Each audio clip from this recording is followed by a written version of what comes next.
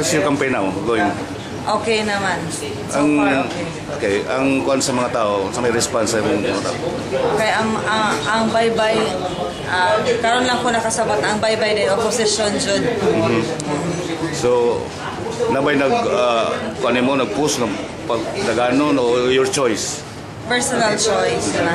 So, nga naman ang malot, migawas man nagkalit sa politika sa baybay. Siguro kay ang baybayano nangita lang jud sila og usa ka leader na mulit nila para sa change sa baybay. Okay. So, ano man ang imong campaign? How do you run your campaign? Basta everyday mo visit me niya ang amo no kanang touch jud sa tao. Okay.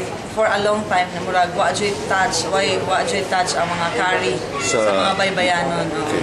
So, ang atong kanron, ang atong bali platform sa may atong sa may kinahanglan.